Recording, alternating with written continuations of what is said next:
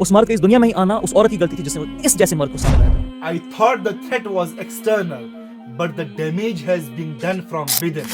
یہ clip دیکھیں. حضرت علی نے اس کی ایکسپلینیشن دی, بلکہ بہت سارے فقہا نے اس کی ایکسپلینیشن دی ہے. انہوں نے کہا یہ پرٹیکولر رسول اللہ صلی اللہ علیہ وسلم نے جب عورت کے مینسز ہوتے, مینسٹرل سائیکلز ہوتے, اس ٹائم کے بارے میں. السلام علیکم ورحمۃ اللہ وبرکاتہ.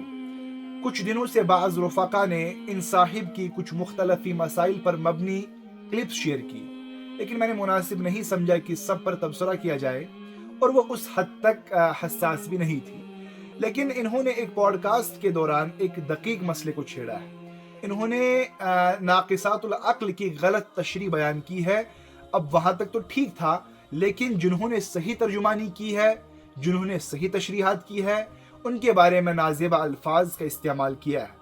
ناقص عقل و دین بنایا گیا ہے, بنایا گیا, اس کے باوجود مطلب یو آر سو لینئنٹ. ان کا یہ نظریہ تو فی نفسہ رسول اللہ صلی اللہ علیہ وسلم کی تشریح کے خلاف جاتا ہے. بخاری شریف کے اندر اس حدیث کو نقل کیا گیا. 4 جگہ اس حدیث کو امام بخاری نے ذکر کیا ہے, جہاں پر جب رسول اللہ صلی اللہ علیہ وسلم سے پوچھا گیا وما نقصان دیننا وعقلنا یا رسول اللہ صلی اللہ علیہ وسلم, تو آپ صلی اللہ علیہ وسلم نے قرآن کا اشارہ کرتے ہوئے یہ فرمایا الیس شہادت المرأة مثل نصف شہادت الرجل, کیا عورت کی گواہی کو مرد کی گواہی کے نصف نہیں قرار دیا گیا ہے. یہاں تک کہ انہوں نے علی رضی اللہ عنہ کی بات بیان فرمائی. تو نہج البلاغہ کے اندر جب میں نے اس چیز کو ڈھونڈنے کی کوشش کی تو دیکھیے کیا ملا.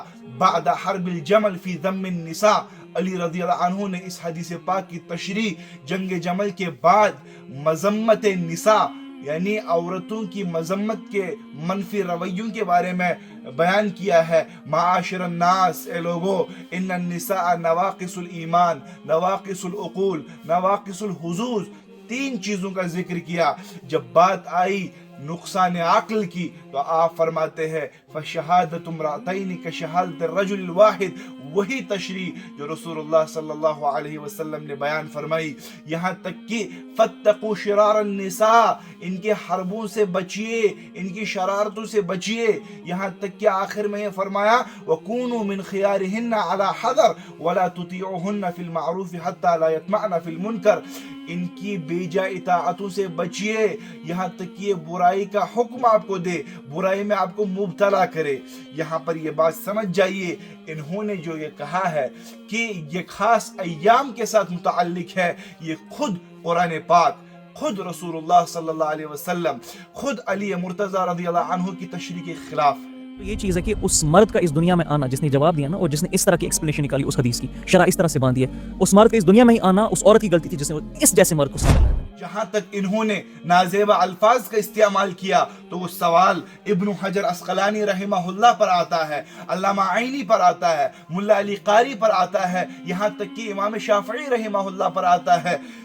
ابن حجر اس حدیث کی تشریح میں فرماتے ہیں ناقصات العقل کے بارے میں لأن الاستظهار بأخرى مؤذن بقلة ضبطها وهو مشعر بنقص عقلها. ابن حجر فرماتے ہیں یہی وجہ ہے کہ دوسری عورت کو اس پہلی عورت کا سہارا بنایا گیا. کیوں؟ کیونکہ ان کی عقل میں کمی فطرتی طور پر اور جذباتی طور پر, احساساتی طور پر رکھا گیا ہے. یہ خاص ایام کے ساتھ صرف متعلق نہیں ہے, اس بات کو سمجھ جائیے.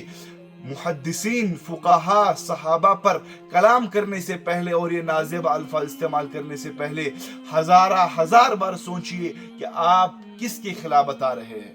مطالعہ صحیح کیجئے, آپ اچھا کام کر رہے ہیں, آپ سیرت پر کام کر رہے ہیں, لیکن مسئلے مسائل, ان دقیق مسئلے مسائل کو نہ چھیڑیے. اور جب بھی کوئی ایسا مختلف فی مسئلہ آپ کو دکھے تو علماء سے رابطہ کیجئے, ربانیین سے رابطہ کیجئے. اللہ تبارک و تعالی ہم سب کو صحیح عقل و فہم سے نوازے.